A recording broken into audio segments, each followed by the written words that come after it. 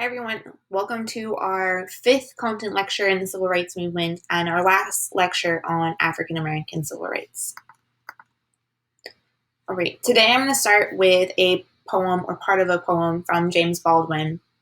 And Baldwin says, "You always told me it takes time.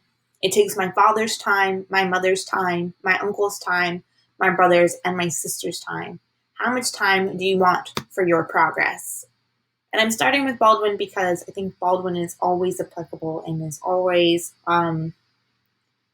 brutal when it comes to his attacks on injustice within the United States. And if we're thinking about brutal injustice, I'm recording this on Sunday, May 10th, after a very tough week with the awareness that we have of Ahmaud Arbery's murder in Georgia. And it is a horrific video of, once again, a black man, a black person in the United States who is going about their day. He's going for a run, but it could very well have been going to the store, selling CDs, playing in the park, in a place of worship, going for a walk, being in his own home where he's killed. And we as a nation, once again, are having to reckon with, who are we?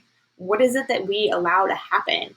Why is it that in 2020, we're having these same conversations? Why is it that we exist in a country that it takes 2 months, it takes this video to come out for the men responsible for his murder to be arrested?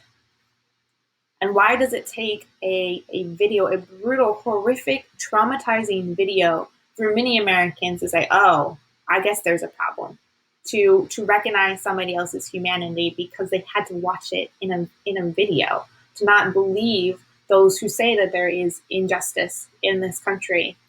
And it is a atrocious moment to be American, I think, because we have a social contract and we are supposed to have this fair, just system, and we spend so much time talking about liberty and equity and how awesome we are.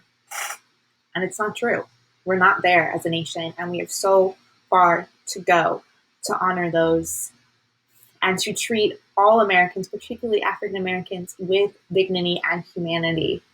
And we have to do better. We have to find a way to dismantle this, to actually solve this problem that has been haunting the United States for 400 plus years, that we can no longer be blind or inactive when it comes to these issues. And I think many of us have to think about how we prop up the system that allows this to happen. For example, I'm re-recording this first part because the first time that I filmed it, I referred to it as his death. He didn't die. He was murdered. He was assassinated. He was lynched in the middle of the day.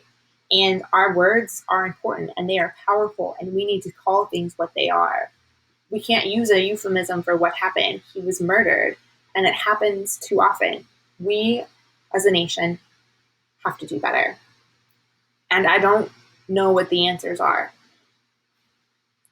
What I can offer you is a little bit of context, where we've been as a nation. We can have a conversation about where we need to go and how we get there. And I can try and be part of the solution, but it's a depressing week, and it is a depressing time to be part of this system. And I want better, and African Americans deserve a better country than we are able to provide in 2020. You need some time to breathe, take some time to breathe. If you need to come back to this lecture, come back to this lecture. If you're ready, let's keep going. All right.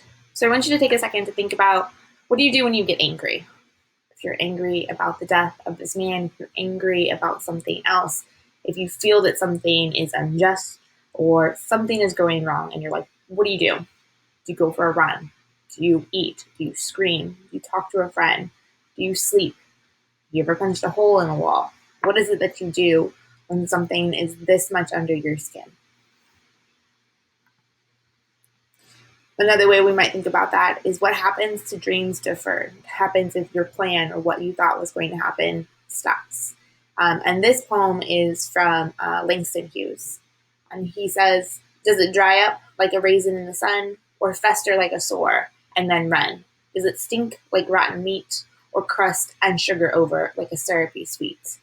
Maybe it just sags like a heavy load, or does it explode?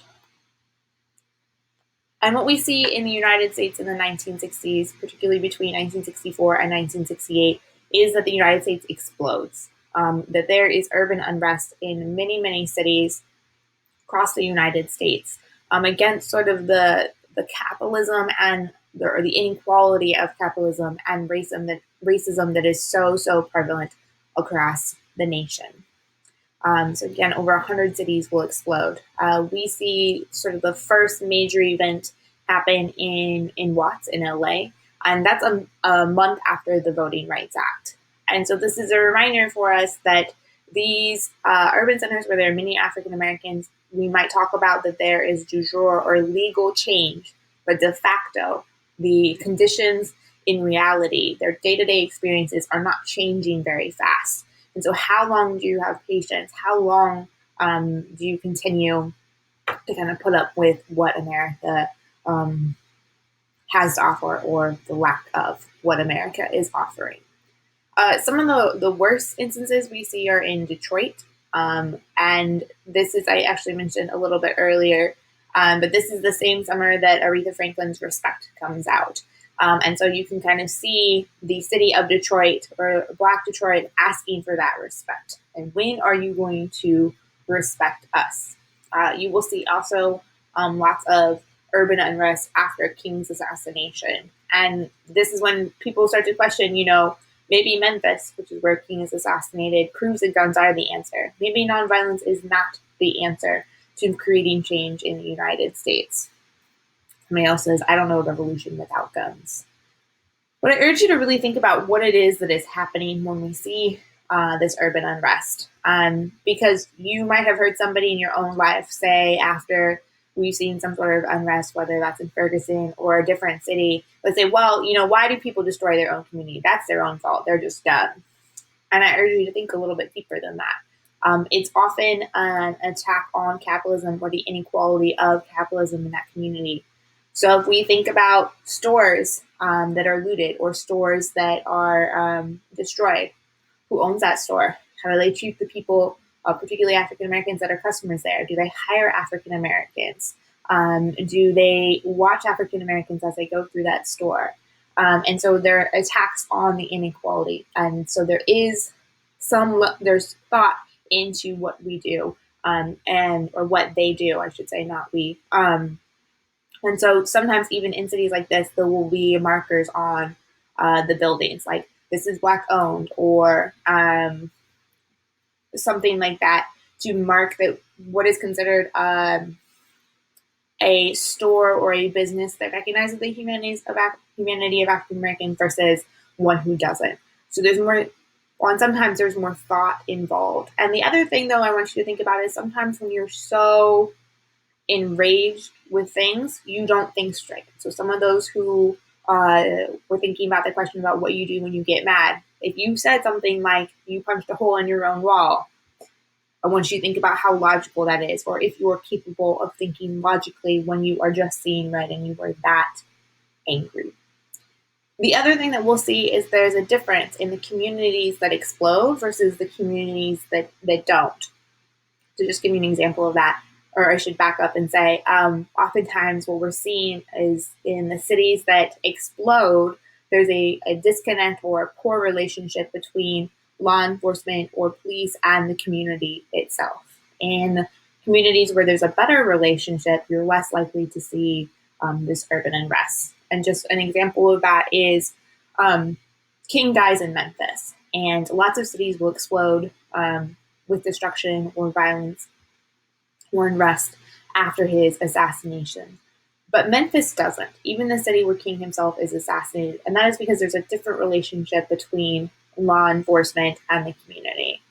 And I'm not going to give any raving reviews for law enforcement in Sacramento, or whether that's the city PD or that's the sheriff's. But we might think about the difference between what happened in Sacramento after Stephon Clark's death versus other cities where we've seen deaths of unarmed Black men. And while there was lots of organizing in Sacramento, it didn't explode the way other cities exploded. So there's some level of understanding, perhaps, between the community and law enforcement at large in Sacramento that doesn't exist in other places. And again, I'm not letting anybody off the hook in any situations, but you see different levels of at least communication in different communities. But one of the things that we see is after sort of what's called the long hot summer, so sort of the worst of the urban unrest in 1967, the president, LBJ, at this point is going to order what's known as the Kerner Report, so an investigation about what's happening in these urban cities. Why are they exploding? Why do we see this unrest? And I'm going to actually read you the summary. It's kind of long, but I think it's a really important thing. It was well read. I shouldn't say well read, but like a large number of people were reading this report when it finally came out in March 1968. It was like a bestseller. And here, this is a government report. The most basic conclusion, if you tune out and you stop listening to me at this point, I want you to know that this commission of government officials or people in the government that are working on this, they're a pretty moderate group of people. They weren't picked because they're super progressive or anything like that. They were just considered as moderate as possible. But they feel so strongly about what it is that they find that they deliver the report 4 months early. So they essentially turn in their homework 4 months early. And I want you to think about whether you would ever do that. But they feel strongly enough that this information has to get out that they do that. And again, if you don't hear anything else I say, their basic conclusion is that our nation is moving forward. Two societies, one Black and one white, separate and unequal. Which again, when we think back to Brown, is exactly what the Supreme Court said is unconstitutional and unjust. Well, let's see what the report says. Great. So they say, the summer of 67 again brought racial disorders to American cities. With them, shock, fear, and bewilderment to the nation. The worst came during a 2-week period in July, first in Newark and then in Detroit. Each set off a chain reaction in neighboring communities. On July 28, 1967, the President of the United States established this commission and directed us to answer 3 basic questions. What happened? Why did it happen? What can be done to prevent it from happening again? To respond to these questions, we have undertaken a broad range of studies and investigations. We have visited the riot cities, we have heard many witnesses, and we have sought the counsel of experts across the country. This is our basic conclusion. Our nation is moving towards 2 societies, one Black and one white, separate and unequal. The reaction to last summer's disorders have quickened the movement and deepened the division. Discrimination and segregation have long permeated much of American life. They now threaten the future of every American. This deepening racial division is not inevitable. The movement apart can be reversed. Choice is still possible. Our principal task is to define that choice and to press for a national resolution. To pursue our present course will involve the continuing polarization of the American community and ultimately the destruction of basic democratic values. The alternative is not blind repression or capitulation to lawlessness. It is the realization of common opportunities for all within a single society. This alternative will require a commitment to national action, compassionate, massive, and sustained. Backed by the resources of the most powerful and the richest nation on this earth. From every American, it will require new attitudes, new understanding, and above all, new will.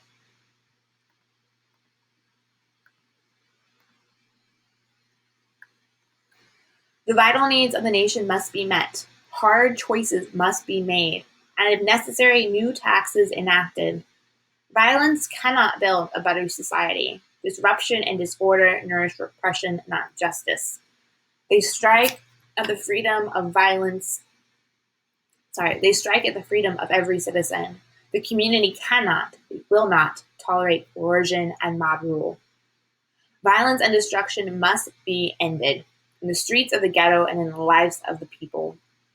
Segregation and poverty have created in the racial ghetto a destructive environment totally unknown to most white Americans. What white Americans have never fully understood, but what the Negro can never forget, is that white society is deeply implicated in the ghetto. White institutions created it, white institutions maintain, and white society condones it. It is time now to turn with all the purpose of our command to the major unfinished business of the nation. It is time to adopt strategies for action that will produce quick and visible progress. It is time to make good the promises of American democracy to all citizens, urban and rural, white and black, Spanish surname, American Indian, and every minority group. Our recommendations embrace these three principles: to mount programs on a scale equal to the dimensions of the problems, to aim these programs for high impact in the immediate future in order to close the gap between promise and performance, to undertake new initiatives and experiments that can change the system of failure and frustration that now dominates the ghetto and weakens our society. These programs will require unprecedented levels of funding and performance, but they neither probe deeper or demand more than the problems which called them forth. There can be no higher priority for national action and no higher claim on the nation's conscience. And then they go on to list these 5 areas of improvement: education, employment, welfare, the welfare system, housing, and cities for urban life. And I ask you to think about, as I read that, would it sound much different in 2020? Or would we be asking for similar things to make America actually a just system in 2020? The other thing that I want to point out is in the report, they list sort of the levels of intensity, sort of the tension that exists in these communities before you might see urban unrest. There's 12 things that they talk about, so and 3 levels. And I point this out because these are things that we've been talking about that are present in many cities at this moment in time. And I want you to think about, do they exist in 2020? Are we still dealing with these things? But essentially, the higher you go up on this list of intensity, the more likely you are to see unrest. So the first level, police practices, unemployment or underemployment, inadequate housing. These are things that we've been talking about this entire unit. Okay? What are financial situations look like? What does wealth inequality look like? What does housing look like? Do they have access to being able to buy houses, to decent housing? What's law enforcement doing? We know law enforcement's job is to protect the status quo, and the status quo is unequal. We also know that in many of these places, they're starting on either actual instances or sparks of police brutality or rumors of police brutality. And rumors would set this off if you live in a community where it is likely that those could be true, that you are based off of your prior experience, you know that those are probable things. All right, but the second level of intensity, inadequate education, poor recreation facilities and programs, and effectiveness of the political structure and grievance mechanisms. We've talked about inadequate education. It's why we have Brown. It's why we have Freedom Summer. And we've talked about it multiple times, not having access to parts of cities, or intimidation, preventing people from accessing part of cities. We've talked about that if you have a system that does not allow African Americans to vote or prevents their vote from having as much power, that you are creating a system in which they cannot fully participate or fully solve problems. All right, third level of intensity, disrespectful white attitudes, discriminatory administration of justice. The justice system is not treating people equally. Inadequacy of federal programs, inadequacy of municipal services. So this would be like buses. Do buses go to all communities? Trash pickups, do those come to all communities? discriminatory consumer and credit practices, okay, and inadequate welfare programs. So access to welfare programs that would help people as they are struggling through a moment of poverty, or hopefully a moment of poverty in their life. All right. The Kerner report continued. Overall, these improvements are not made, even though it's this call to action that we have to do something. We don't. LBJ is still in office. This is his last year in office, and he, even though he's been this champion of domestic problems or domestic solutions, I should say, or trying to solve these domestic problems in the past, he doesn't respond to the Kerner report. Number one reason, he is focused on Vietnam, and he makes the decision that that's where his attention is going to be. Number two, his pride is hurt. He feels strongly that, like, look at all these things he's already done for the African American community. Voting rights, the Civil Rights Act. Why can't they just be happy with that? And he doesn't fully understand or take the time or want to take the time to understand the gravity of these problems or the roots of these problems in his country. There's also an emphasis to focus on what becomes known as the war on crime. So essentially criminalizing unrest or the things that might lead to unrest rather than dealing with the root of these problems. Unfortunately, LBJ is setting up the basis for the war on crime, and it will take off rapidly under Nixon and kind of expand into the war on drugs. But this is laying the groundwork for those things. And it's just this missed opportunity. We will see reports that sound similar to the Kerner report pop up again and again and again. We saw a lot of it after Ferguson, and I've listed some sources about that. So we saw it after Ferguson, we saw it after Stephon Clark, we see it after every single incident, every single video, every single story, and yet we don't do anything. And so I ask you to think about, where are we as a nation today? If the Kerner report is saying that we need to deal with issues of education, I want us to look at education. What does education look like in different marginalized groups? Have we made changes? Is it enough? What does employment look like? Who is hardest hit by unemployment right now? We have something like 30 million Americans that are out of a job. Is that the same across the board, or are there certain communities that are disproportionately affected by that? Are there different jobs that are disproportionately affected by that? Who has access to the welfare system? Who can use those things? Right? Housing. What do housing ownership rates look like? Okay? We have seen people's mortgages get stopped, okay, in this crisis. They're getting a little bit of a break maybe on their mortgages, but not their rent. What are we doing to people if we say, okay, you don't have to pay your mortgage, but you still have to pay your rent? What do cities look like today? We made these changes that the Kerner report called for. Or are we doing the same thing for 50 years?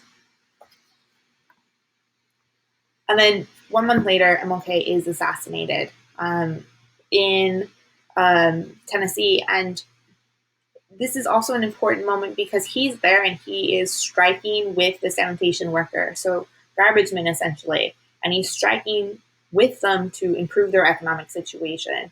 And so we see that particularly at the end of MLK's life, he recognizes that it's not just about civil rights. It's not just about voting. It's not just about where you sit on a bus or any of those things. It's also about your economic stability and your ability to change those things in the United States. He starts to look more radical at the end of his life and really challenge kind of the deep-seated parts of America.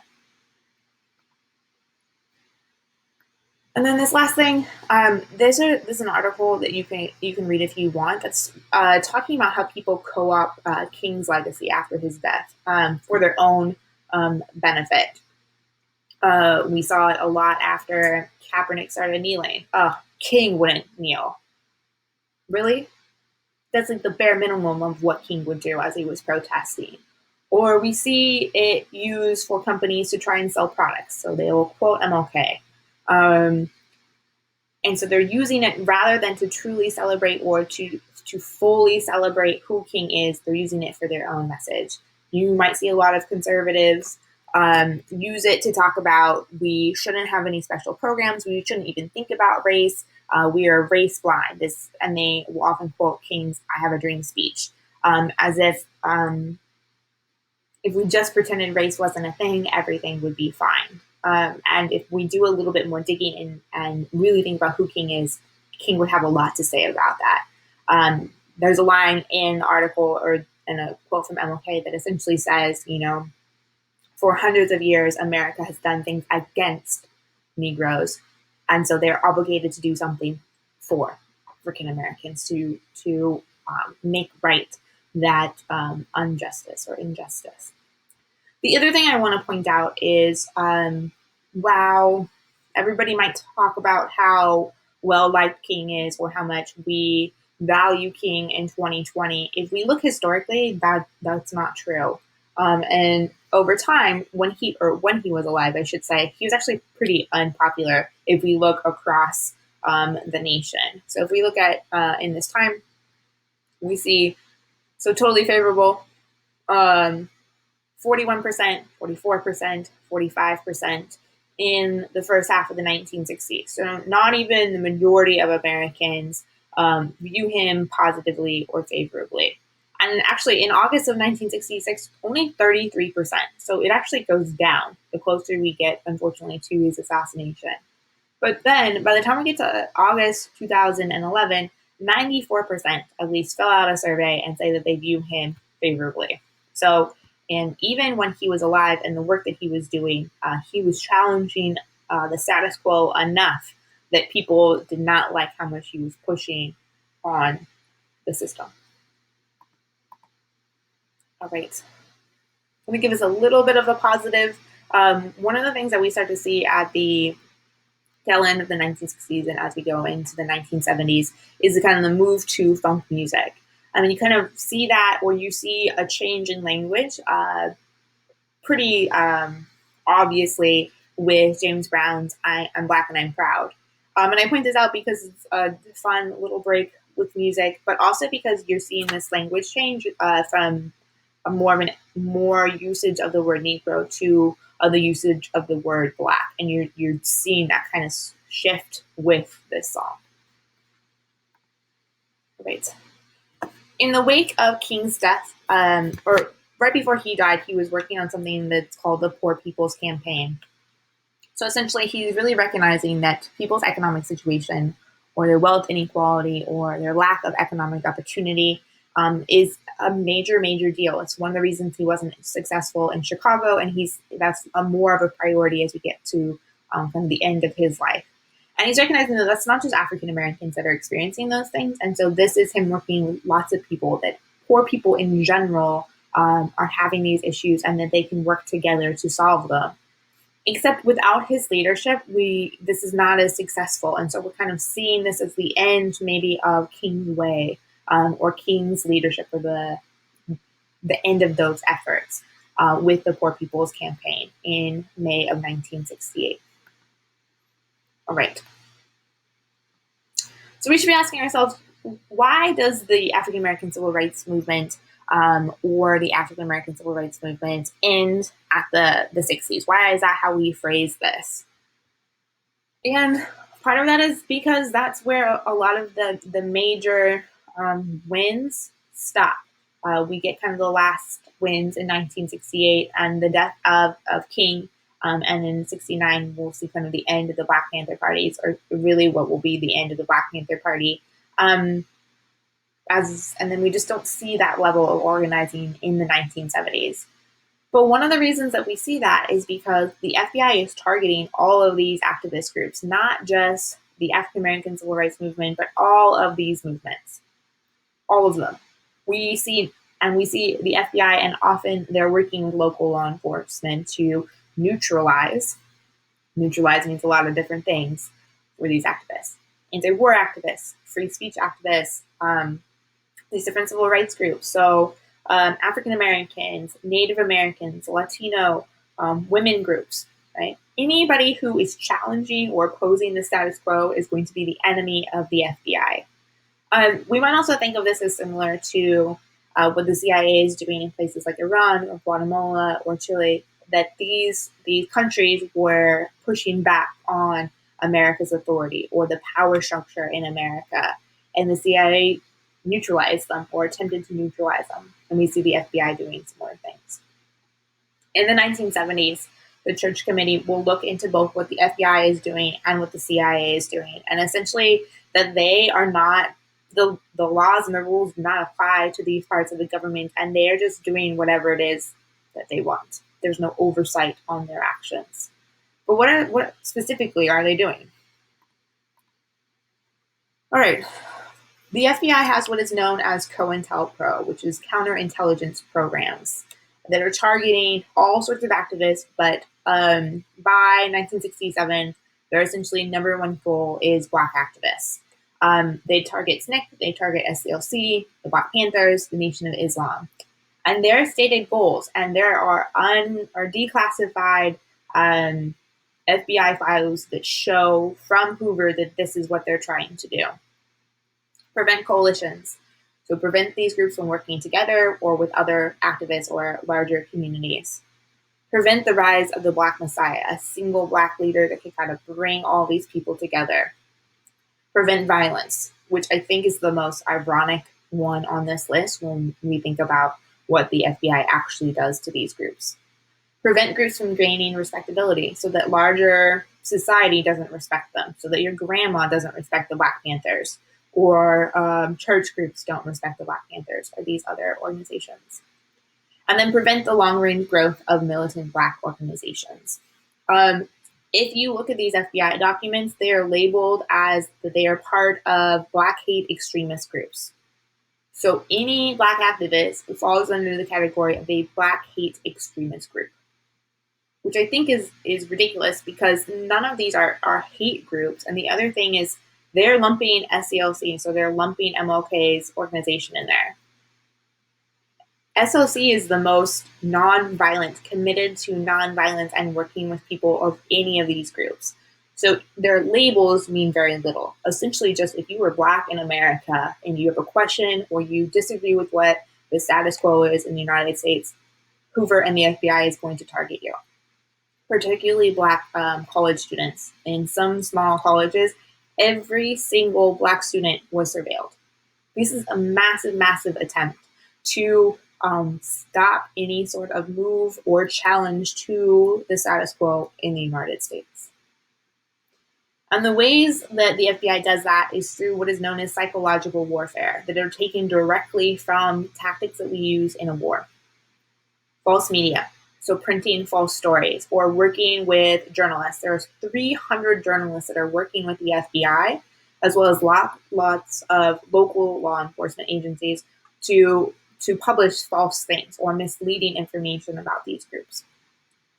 Bogus publications. So one of the most famous ones is there was a really violent coloring book that the FBI created and pushed out as if it was the Black Panthers that created this coloring book.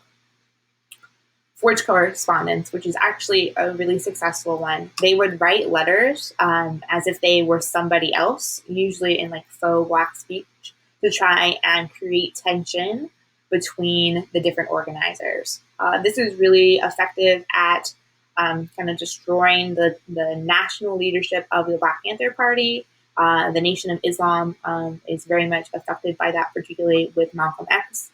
And one of the other instances in Chicago with the leader, Fred Hampton, they try and start essentially a gang war and get one of the leaders of a gang in Chicago to essentially assassinate Fred Hampton. Those things don't work. Maybe they'll use anonymous calls or letters. So we saw them do that with MLK when they tried to convince MLK to commit suicide.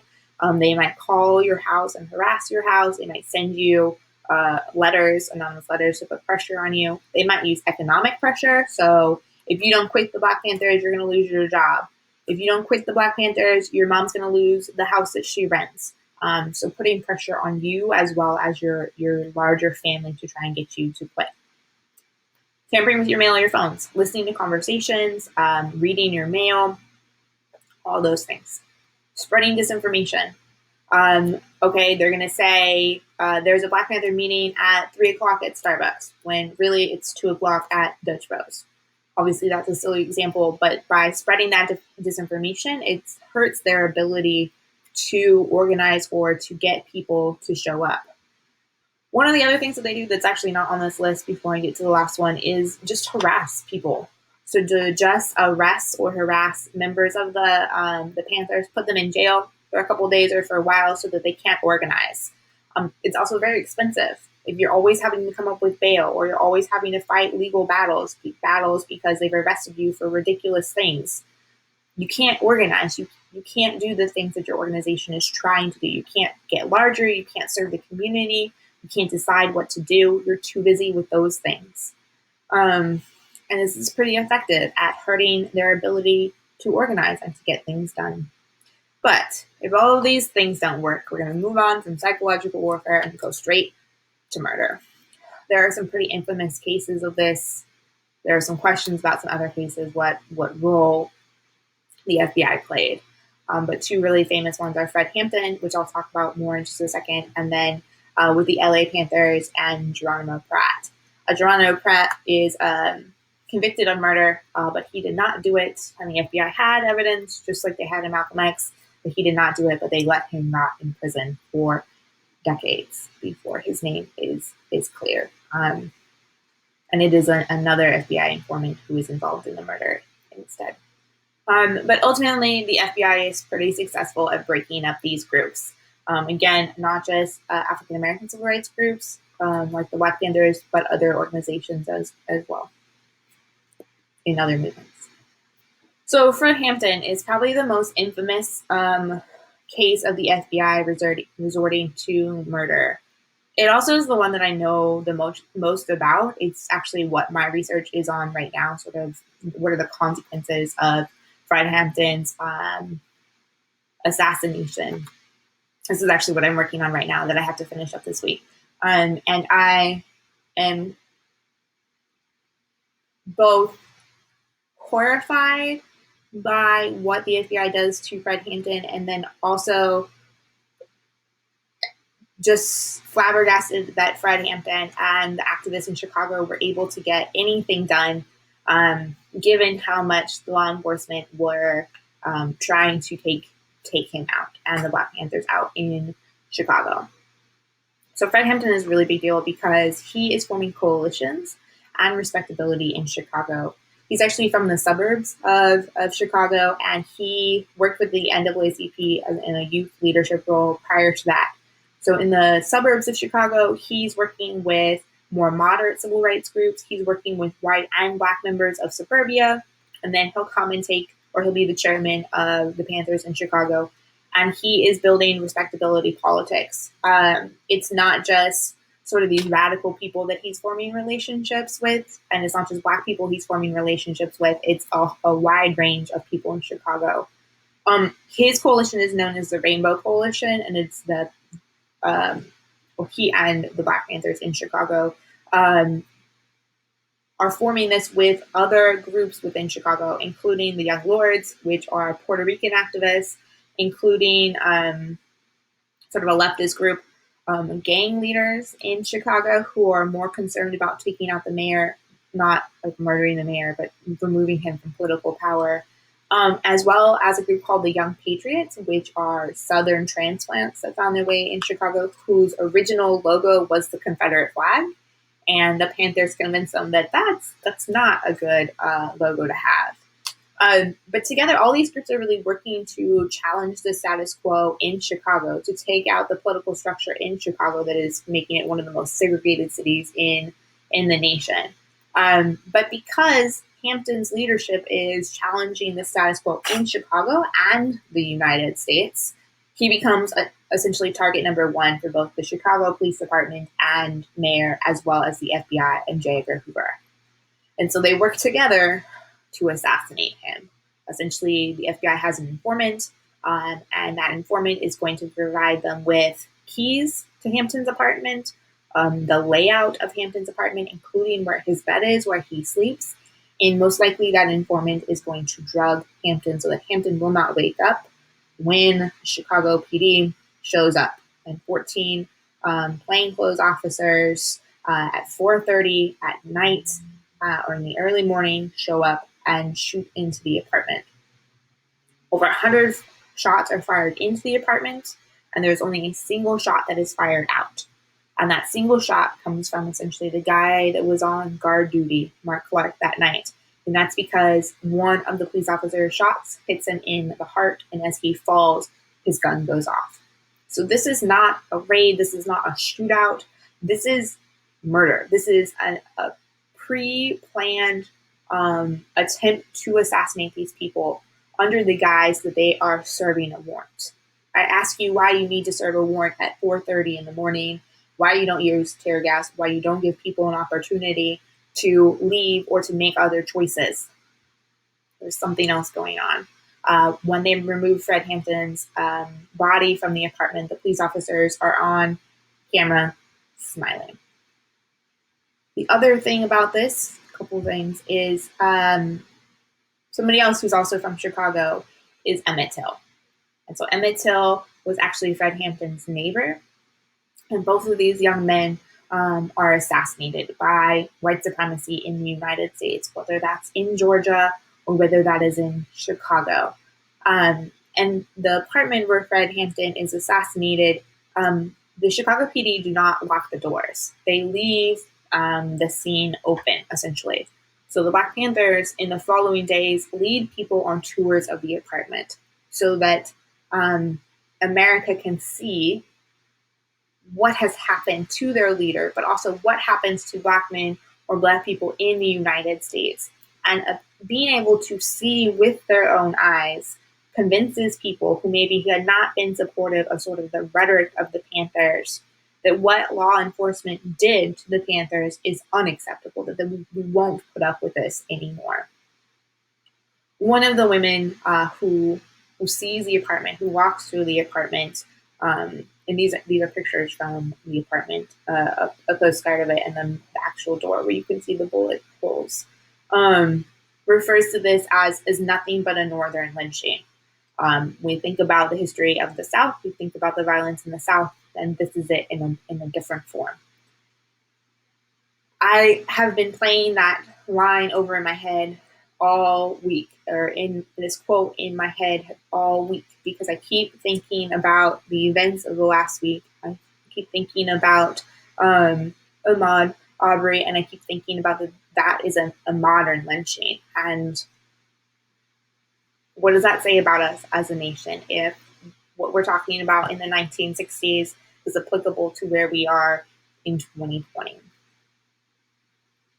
Fred Hampton's really famous for saying you can kill a revolutionary, but you can't kill a revolution. So you might be able to take him out, but you can't kill the movement. I'm not sure that that's 100% true, but we see a urgency in activism after Fred Hampton's death to hold Chicago PD and the FBI accountable. And what we see is that in that aftermath, that push, that those activists are able to make change. The political structure in Chicago will crack and then break. These organizers within a decade will put the first Black mayor in charge of Chicago. And the other thing is the lawyers who are working on Hampton's case are going to work with the church committee, which I mentioned earlier, to uncover what it is the FBI is doing and connect all the dots between the FBI's actions. And that will lead to major changes in the FBI, that they will have to dismantle, at least in words, dismantle the horrific things that they are doing in the United States and the amount that they are surveilling or trying to neutralize anybody who questions the United States. And as I've been working on this research project, I have struggled to find any sort of silver lining in what's happening. And the best analogy I have been able to come up with is that it's kind of like a bee sting. A bee harms you, and then they die. And I've been thinking about this because local law enforcement in Chicago and the FBI work together to kill or to sting the Panthers with Hampton. But it will lead to the end of the political structure under the Mayor Daley in Chicago, what is referred to as Daley's plantation. give you a sense of how horrific things are in Chicago for Black residents, as well as the end of J. Edgar Hoover and the way that the FBI works. So, as horrific as it is that Hampton died and that nothing brings Hampton back, his leadership and what he set forth in Chicago allows for them to continue to push to see these changes. It's not perfect. Chicago still has horrific problems. The FBI still refers to Black Lives Matter as a Black extremist group when it is not the outright murder as often as we see it today.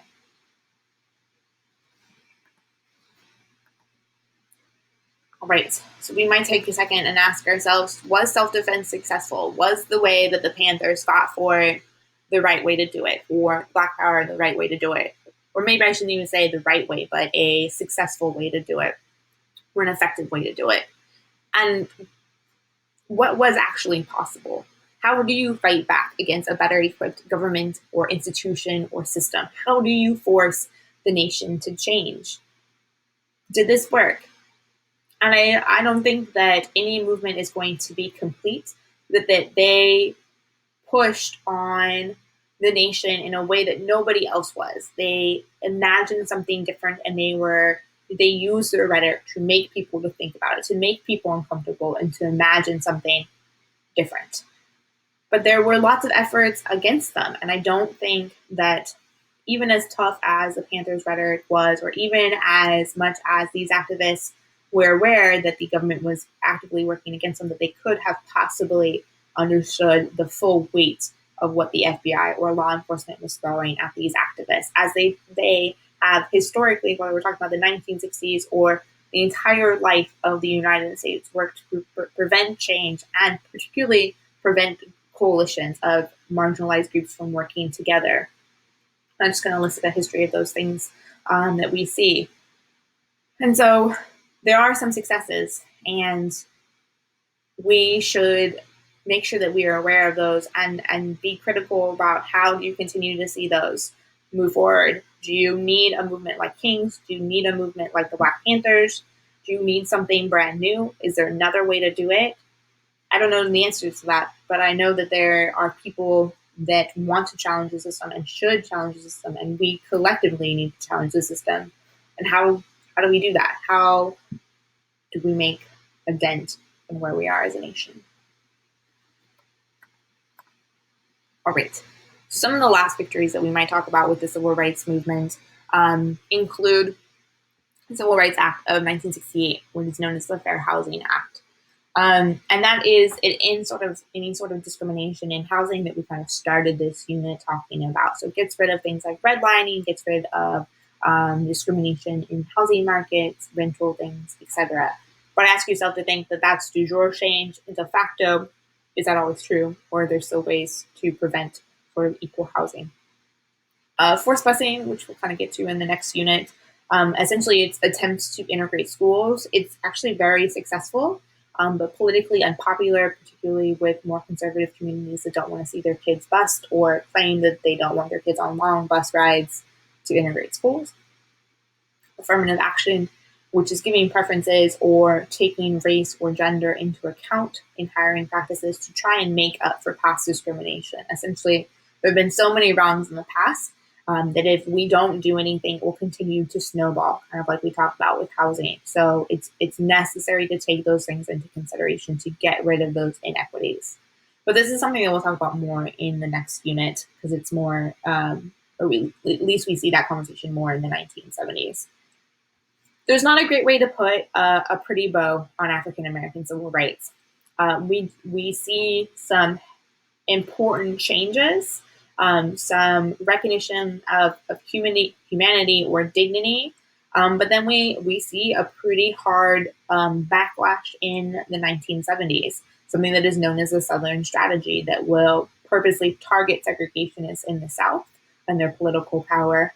But then we also see, again, this recognition of humanity. And so the difference between being called boy and now being called sir when you go into a gas station or something like that. So there are real changes, both de jure legal changes and de facto changes, but we will see a massive pushback to this as we move into the more conservative 1970s.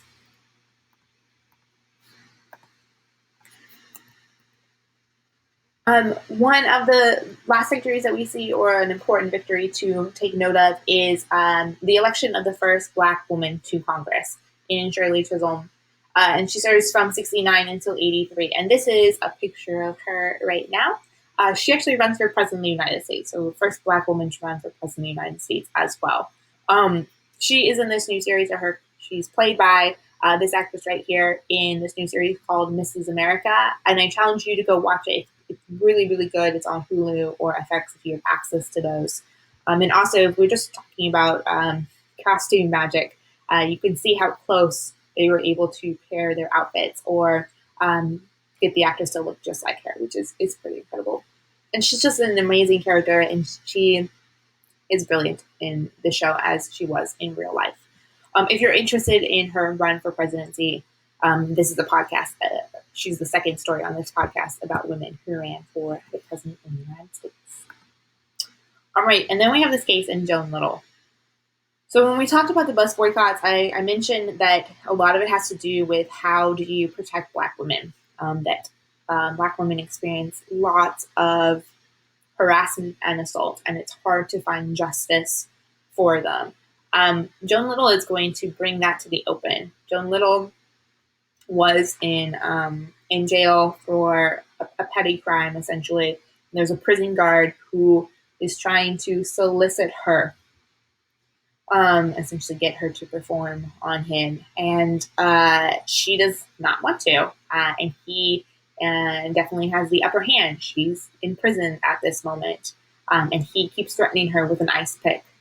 Anyways, there is a tussle, and she's able to get the ice pick, and she murders him, and then she runs away. Once she is found, her lawyers and help her get acquitted. So she does not face murder charges. This is self-defense. She did it to protect herself. And so this is a cartoon to kind of show her victory over this and what they were referring to as Big C racism. So look at how far we've come. And so it's kind of cool. All right. But we might think about kind of as we move from what is labeled the African American Civil Rights Movement. And that doesn't mean that things are stopping. It's just kind of this big chunk of what we classify as the movement or the victories from the 1960s. I challenge you to think about the difference between what the goals of the movement were, or the different organizations or activists in the movement, and what the consequences of that are. So this is from an activist who says, we got what we wanted, but we lost what we had. So one way to think about that is, okay, we want integrated schools. What that means is that we lose all Black schools. We lose some of our Black teachers. And there are unintended consequences of integration or other victories that are maybe not things that were fully thought out or what the consequences of those actions would be.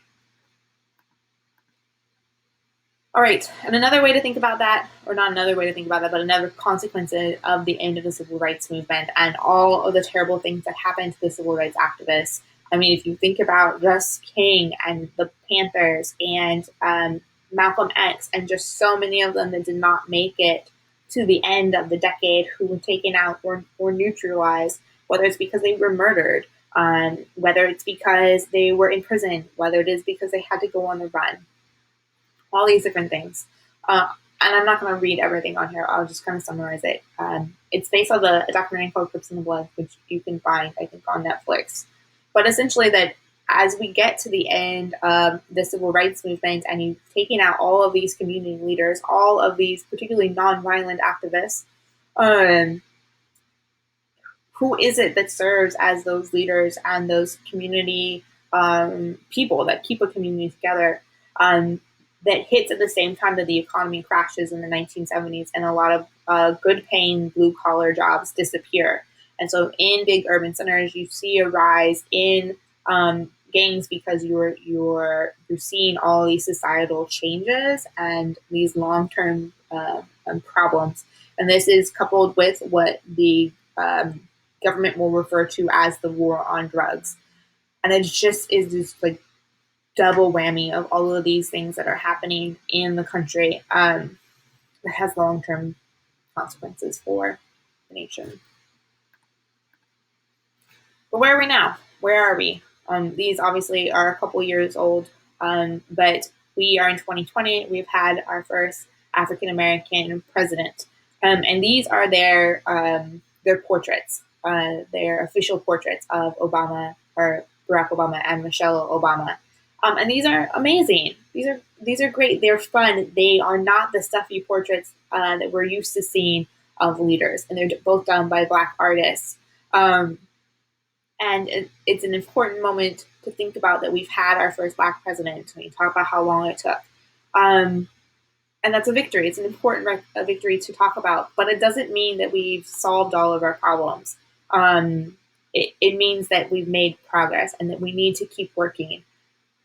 If we were together, we'd have a much longer conversation about what it means to have Obama as president and what the backlash to Obama's presidency is. Another way of thinking about that is the roads protesters walked for Stephon Clark were the front line of Sacramento segregation wars. So that the history of where we are now and the problems that we deal with as a nation were set a long time ago, that we're continuing to face sort of those traumas of our history without fully solving them. But I would argue that we've seen some important conversations happen in the last couple of years. And one of those conversations starts very slowly, but with this article called The Case for Reparations. And reparations are essentially making up for something or repayment, not necessarily financial payment, but making up for some sort of injustice in the past. This is something that happened after Japanese incarceration in the United States history. It's also something that happened in Germany after the Holocaust, so reparations for Holocaust survivors. But Coates in 2014 writes this article about why we should look at reparations in the United States based off of the history of slavery. And it is one of the most beautiful pieces of writing I've ever read. You can access it. It's hyperlinked here. It's incredible. It's quite long, but it's incredible. But when this came out in 2014, people laughed. They're like, Coates, you're crazy. This is never going to happen. No freaking way. But since this came out, he put this idea in people's heads. People started to think about it. They started to contemplate it. And even though it seemed like a ridiculous idea, it's in the back of their minds. They're thinking about it. And so what we've seen in the last year, essentially, that people said, you know what? Coates was right. We should look into this, particularly with the way that the country has gone since Obama left office. I think people assume that forward progress would continue to go, and I don't think that we've necessarily seen that happen in the last couple of years. So in that context, people are starting to say, perhaps Coates knew what he was talking about. And so we've seen articles and people think about, what would reparations look like? Let's actually study this. And while Coates might be more progressive than many people in the United States, more conservative or more moderate people are talking about what reparations would look like. Why couldn't we do that? And it doesn't necessarily mean providing cash money to people. Maybe it looks like healthcare. Maybe it looks like housing benefits. Maybe it looks like education. We don't know because we haven't studied. Coates actually testified in front of Congress this summer and has continued to kind of think about these things as well as write lots of different things as well. But this is showing us that America is thinking about it. We obviously are not there yet, but we are thinking about how do we repair the damage that we've done and how do we move forward as a nation. And that's where I'm going to leave it. And I'm going to challenge you to think about it. How is it that we move forward as a nation? How do we actually deal with white supremacy in the United States? How do we actually conquer that as a system and take it out? Because it's time. Bye, guys.